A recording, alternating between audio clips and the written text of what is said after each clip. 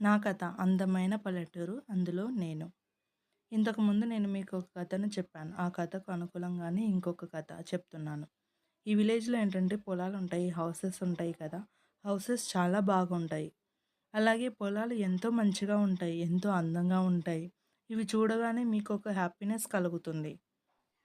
ఆ చెరువులో ఏమైతుంది అంటే, ఈత కొట్టాలని కానీ, సరదాగా గడిపేయాలని ఆలోచన గానీ, మన ఫ్రెండ్స్‌తో, మన రిలేటివ్స్‌తో ఎంతో హ్యాపీగా ఈత కొట్టేద్దామా అనిపిస్తూ ఉంటుంది. చిన్నప్పుడు మీరు కూడా ఇందులో ఈత కొట్టటం, చేపలు పడుతుంటం చాలా బాగుంటాయి కదా! మీకు గుర్తొస్తున్నాయి కదా! ఒక అమ్మాయి ఎంత మంచిగా ఆడుకుంటూ ఉందో, అమ్మాయిని చూస్తే మీకేమనిపిస్తుంది? మనం కూడా చిన్నప్పుడు ఇలాగే ఆడుకుంటున్నాం అనిపిస్తుంది కదా! ఇంకొక అమ్మాయి చూడండి పొలాల మధ్యలో హ్యాపీగా స్కూలుకి వెళ్తుంది. మీకేమనిపిస్తుంది? ఎంత హ్యాపీగా ఉందో ఆ అమ్మాయి. నేను కూడా అలా ఉంటే బాగుంటుంది. నేను కూడా చిన్నప్పుడు అలా ఉన్నాను అనిపిస్తుంది కదా! అలాగే మా పొలం. మా పొలంలో దున్నుతున్న ఎద్దులు ఎంత బాగున్నాయో కదా! అలాగే మా బాబాయ్ వాళ్ళు చూడండి కొంచెం దిగులుతో అందరూ కూర్చొని ఉన్నారు. మా నాన్న ఏమో అక్కడ కూర్చొని ఉన్నాడు. మీకనిపిస్తుంది కదా! అంటే కొంచెం చిన్న సమస్య అనేది ఎదురయ్యిందండి. ఆ సమస్య ఏమిటంటే పొలం మంచిగా పండడం లేదు. మనస్పర్ధలు వచ్చి బాబాయ్ వాళ్ళందరూ విడిపోవాలనే ఉద్దేశంతో పెద్ద మనుషుల దగ్గరికి వెళ్లారు.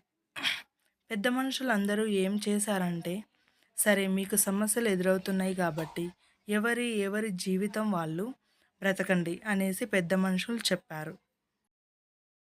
మా అమ్మ, నాన్న, మేము అందరం కూడా ఒక చిన్న గుడిసె వేసుకొని, ఆ గుడిసెలో మా జీవితాన్ని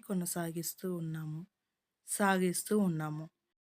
ఆ గుడిసెలో ఒకే ఒక మంచం ఉంది. మంచంలోనే అందరము పడుకొని ఉన్నాము. మా అమ్మ ఏమో మాకు హ్యాపీగా అలాగే కథలు చెప్తూ ఉంది. హ్యాపీగా అలాగే నిద్రపోయాము. మా నాన్నేమో ప్రతిరోజు పొలంకి వెళ్తూ ఉంటాడు. మేమేమో హ్యాపీగా పొలాల మధ్యలో, చెరువుల మధ్యలో మా ఫ్రెండ్స్‌తో నేను, మా అన్నయ్య మంచిగా ఆడుకుంటూ ఉంటాము. అలాగే మా ఇంట్లో టీవీ లేదండి. మేమేం చేసేవాళ్ళమంటే మా ఫ్రెండ్స్ వాళ్ళ ఇంటికి వెళ్ళేసి అందరం కూర్చొని మంచిగా టీవీ చూసేవాళ్ళం.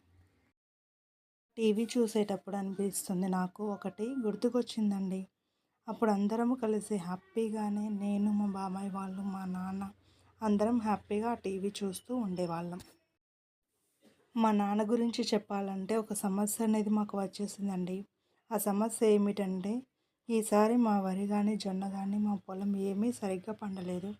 మా నాన్న ఆలోచిస్తూ దిగులు పడుతూ ఉన్నాడు. అలా దిగులు పడుతున్నప్పుడు మళ్ళీ పెద్ద మనుషుల దగ్గరికి వెళ్ళి సహాయం కోరారు. పెద్ద మనుషులు మా బాబాయ్ వాళ్ళందరూ కలిసి కొంత అమౌంట్‌ని, కొంత డబ్బుని మా నాన్నకు ఇచ్చేసి వాళ్ళు సహాయపడ్డారు. అలా చేయడం వల్ల మా పొలం మంచిగా పండించాడు. మా నాన్న ఆ తర్వాత మా పొలం నుంచి మాకు వడ్లు, జొన్న అన్నీ వచ్చేసాయి.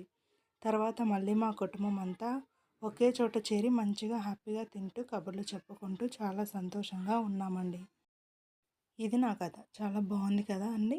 మీకు నచ్చింది అనుకుంటున్నాను. మళ్ళీ ఇంకో కథతో నేను మీ ముందుకు వస్తానండి. Bye bye. Thank you so much.